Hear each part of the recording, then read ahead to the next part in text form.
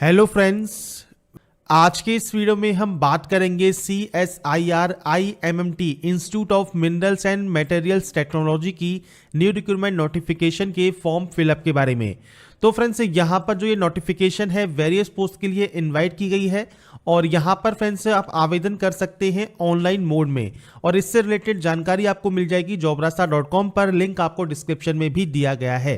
अब यहाँ पर अप्लाई की जो डेट है वो 20/5/2021 है। 21/6/2021 तक आप आवेदन कर सकते हैं।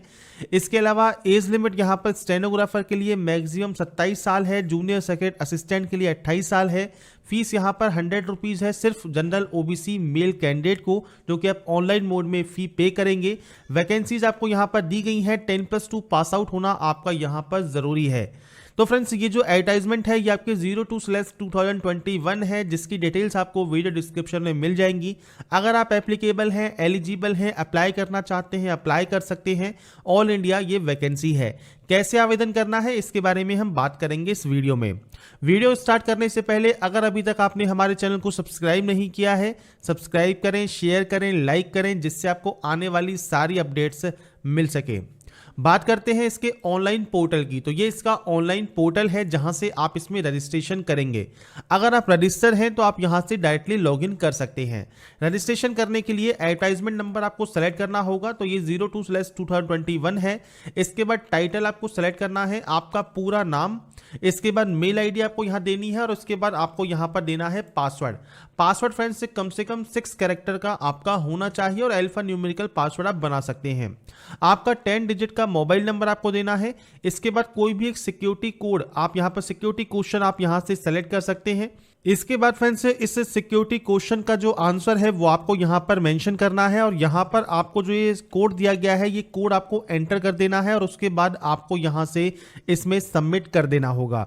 सबमिट करने के बाद आपका जो रजिस्ट्रेशन प्रोसेस है वो कंप्लीट हो जाएगा। रजिस्ट्रेशन प्रोसेस कंप्लीट होने के बाद फ्रेंड्स आपके सामने यहाँ पर जो आपका डैशबोर्ड है वो ओपन हो जाता है। आप चाहें तो लॉग आउट करके दोबारा से लॉगिन भी कर सकते हैं।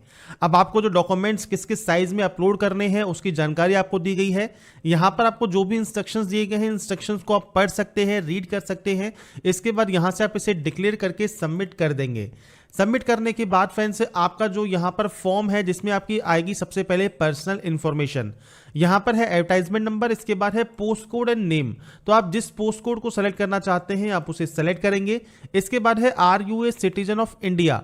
अगर आप यहाँ पर इंडिया के सिटीजन हैं तो कैसे हैं, बाय बर्थ है, बाय डोमिसाइल है, वो आप यहाँ पर सेलेक्ट कर सकते हैं और आपके जो स्टेट है उसका नाम आप यहाँ पर मेंशन करेंगे। इसके बाद यहाँ पर है माइनॉरिटी कम्युनिटी। अगर आप इस कैटेगरी में आते हैं, मतलब जैन, सिख, बौद्ध, पारसी, मुसलमान, इस कैटेगरी से या इस कम्युनिटी से आप आते हैं तो अपना रिलीजन आप देंगे। अगर आप माइनॉरिटी कम्युनिटी से नहीं आते हैं आप इसमें नो कर सकते हैं। आपका जेंडर आपको सेलेक्ट करना है। यहाँ से आपको DOB means date of birth आपको सेलेक्ट करनी होगी। आपका जो भी डेट ऑफ बर्थ है वो आप यहाँ से सेलेक्ट कर लेंगे। इसके बाद है SC, ST, OBC, EWS।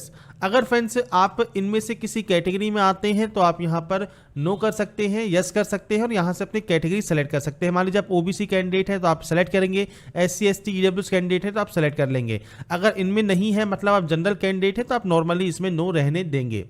नीचे है आपका प्लेस ऑफ बर्थ, तो आपका जन्म कहाँ हुआ है उस जगह का नाम आपको देना होगा। तो वो डिस्ट्रिक्ट हो सकता है, आपका विलेज हो सकता है, तहसील हो सकती है, वो आप यहाँ पर मेंशन कर सकते हैं। इसके बाद है मैरिटल स्टेटस, आपको यहाँ पर सेलेक्ट करना होगा। यहाँ पर फ्रेंड्स से नीचे आपको मिलता है फादर एंड हस्बैंड नेम। तो आपका फादर या हस्बैंड नेम जो भी है वो आप दे सकते हैं। PH कैंडिडेट अगर आप हैं तो यस कर सकते हैं। यहाँ पर टाइप ऑफ डिसेबिलिटी और परसेंटेज ऑफ डिसेबिलिटी आपको मेंशन करनी होगी। अगर आप एक्स सर्विसमैन हैं तो सेम आप यहाँ पर उसकी जानकारी भी प्रोवाइड कर सकते हैं। यस करने के बाद यहाँ पर कैटेगरी सेलेक्ट करनी है और आपकी रैंक आपको बतानी होगी, नहीं तो आप इसमें भी नो कर देंगे। इसके बाद नेक्स्ट ऑप्शन आएगा आपके एड्रेस का। तो यहाँ पर देखिए आपका जो भी पूरा एड्रेस है, जो भी आप लिखते हैं अपने एड्रेस में, वो आप यहाँ पर मेंशन करेंगे और साथ में आपका जो भी विलेज है, आपका जो यहाँ पर टाउन है, सिटी है, वो सब आप यहाँ पर मेंशन करने वाले हैं। तो ये आप अपने अकॉर्डिंग यहाँ पर एंटर कर सकते हैं। इसके बाद फ्रेंड्स, अगर आप CSIR में या गवर्नमेंट ऑर्गेनाइजेशन में वर्किंग है तो आप यस या नो कर सकते हैं। इसके बाद नीचे आपको यहाँ पर दिया गया है परमानेंट एड्रेस, आप यहाँ पर अपना परमानेंट एड्रेस भी एंटर करेंगे। सेम है तो आप सेम एंट्री कर सकते हैं, अलग अलग है तो आप अलग अलग एंट्री भी कर सकते हैं। जम्मू एंड कश्मीर के आप निवासी हैं इस टाइम के दौरान तो आप यहाँ से पीरियड बता सकते हैं। अगर आपका कोई भी रिलेटिव काम करता है IMT में, CSIR में, तो आप यहाँ पर यस या नो करके उसकी जानकारी प्रोवाइड करेंगे और यहाँ से इसको सेव एंड कंटिन्यू कर देंगे। इसके बाद फ्रेंड्स, यहाँ पर नेक्स्ट ऑप्शन है आपके यहाँ पर एजुकेशन क्वालिफिकेशन का या एक्सपीरियंस का।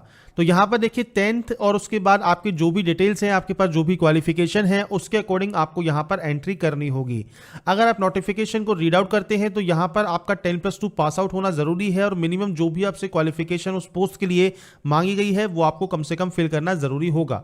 इसमें फ्रेंड्स यहाँ पर देखिए सबसे पहले बोर्ड का नाम आपको देना है या फिर अपने यूनिवर्सिटी का नाम या फिर अपने इंस्टीट्यूट का नाम आप यहाँ पर मेंशन कर सकते हैं।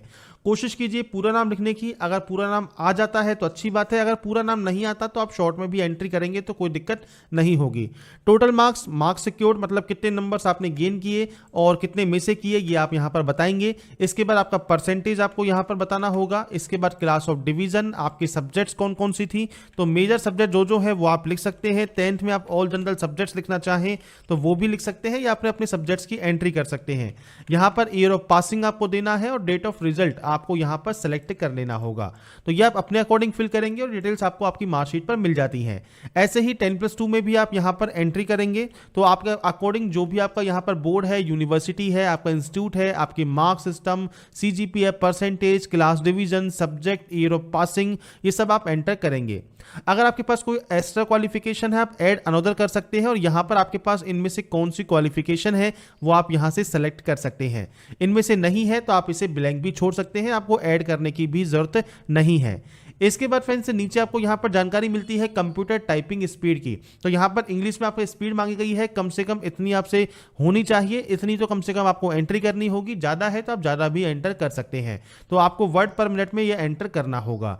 इसके अलावा कोई एडिशनल कोर्स है आप उसकी जानकारी प्रोवाइड कर सकते हैं। कोई भी रिसर्च या वर्क या प्रोफेशनल एक्सपीरियंस है उसकी जानकारी आप यहाँ पर ऐड कर सकते हैं। अपने संगठन का नाम, कंपनी का नाम, टाइप ऑफ ऑर्गेनाइजेशन, इसके बाद क्या पोस्ट थी, स्केल ऑफ पे और कब से कब तक आपने काम किया, आपका बोर्ड ऑफ एरिया वर्क कर था मतलब आप क्या काम करती थी, वो आप जानकारी प्रोवाइड कर सकते हैं। नहीं तो आप इसे ब्लैंक छोड़ेंगे और उसके बाद यहां से सेव एंड कंटिन्यू कर देंगे।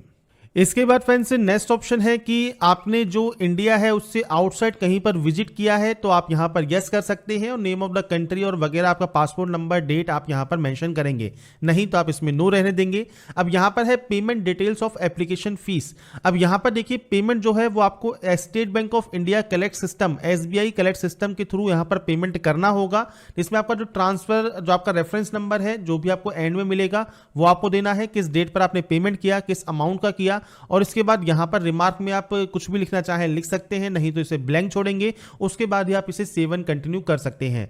अब यहां पर जो स्टेट बैंक कलेक्ट सिस्टम है इसमें आप इस पर क्लिक करेंगे, प्रोसीड करेंगे। यहां पर आपको कैटेगरी का ऑप्शन मिलता है पेमेंट डिटेल्स का, आप इसमें सेलेक्ट करेंगे। पर्पस फॉर पेमेंट क्या है, तो एप्लीकेशन फीस है या फिर कोई अदर डिटेल्स है तो आप एप्लीकेशन फीस यहां पर सेलेक्ट करेंगे। इसके बाद है नेम ऑफ द कैंडिडेट, आपका एड्रेस लाइन 1, एड्रेस लाइन 2, उसके बाद आपका पिन कोड, आपका जो एडवर्टाइजमेंट नंबर है 02/2021 वो आप यहां मेंशन कर सकते हैं। रिलेटेड डिपार्टमेंट क्या है, अकाउंट, एडमिनिस्ट्रेशन, परचेज या अदर, तो आपको एडमिनिस्ट्रेशन यहां पर सेलेक्ट करना है। मोबाइल नंबर, इसके बाद बजट हेड में आपको क्या लिखना होगा, तो ये जानकारी फ्रेंड्स आपको यहां पर दी गई है इसकी नोटिफिकेशन में। जैसे बजट हेड में आपको दिया गया है R06713, यह आप यहां पर मेंशन कर देंगे। इसके बाद मिसलेनियस को आप खाली छोड़ सकते हैं, अमाउंट आप यहां पर 100 रुपीज कर देंगे। इसके बाद आपको सेम डिटेल्स एंटर करनी है और यहां से आपको ये सबमिट करना होगा।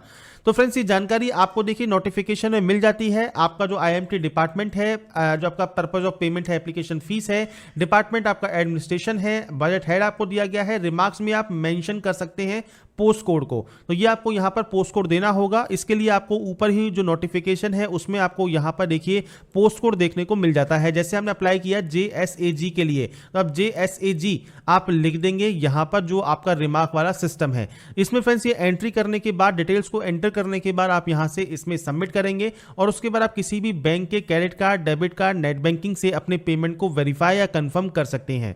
पेमेंट वेरीफाई होने के बाद आपको एक रेफरेंस नंबर मिलेगा, वो रेफरेंस नंबर डेट, अमाउंट और रिमार्क्स आप यहाँ पर मेंशन करेंगे और इसके बाद यहाँ पर सेव एंड कंटिन्यू आप कर देंगे।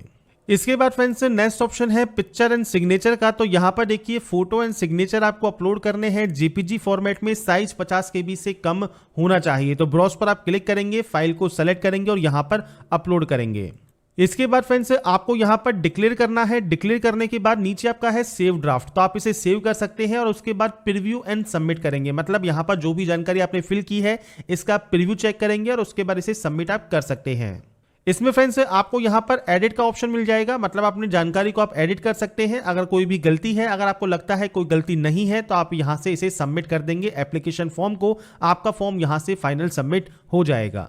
फाइनल सबमिट होने के बाद फ्रेंड्स यहाँ पर प्रिंट कॉपी का ऑप्शन है, आप यहाँ से अपनी जो कॉपी है उसका प्रिंट ले सकते हैं और दिए गए इस एड्रेस पर आपको ये सेंड भी करना होगा। आपके जो भी रिक्वायर्ड डॉक्यूमेंट्स हैं, सर्टिफिकेट है, मार्कशीट है, वो आपको सेंड करनी होंगी। इसकी जो लास्ट डेट रहेगी सेंड करने की वो 30/6/2021 है और आपके जो भी डॉक्यूमेंट्स हैं वो साथ में आपको सेंड करने होंगे। अगर आपने फॉर्म ऑनलाइन अप्लाई कर दिया पर आपने इसको यहाँ पर सेंड नहीं किया तो ये फॉर्म आपका वैलिड नहीं माना जाएगा, इसलिए अप्लाई करते समय ऑनलाइन अप्लाई करें। इसके बाद फ्रेंड्स यहां पर जो भी आपके एसबी कलेक्ट रेफरेंस है उसकी स्लिप है, उसके पीछे आपका नाम, candidate category, online application number, post code applied for लिखें और इसके बाद दिए गए इस एड्रेस पर आप सेंड कर सकते हैं लास्ट डेट से पहले। तो ये चीज आपको ध्यान रखनी है और आपका फॉर्म यहां पर कंप्लीटली सबमिट हो जाएगा। बाकी की जानकारी आप वीडियो डिस्क्रिप्शन में जाकर चेक कर सकते हैं और यहां पर मैंने आपको सारी जानकारी प्रोवाइड कर दी है। अगर आपको वीडियो पसंद आया है, आप चाहते हैं ऐसे ही अपडेट्स आपको मिल सके तो लाइक, सब्सक्राइब में शेयर जरूर कीजिए। बाकी की जानकारी के लिए ऐसे ही बने रहिए हमारे साथ, देखते रहिए हमारा YouTube channel. And last, thanks for watching.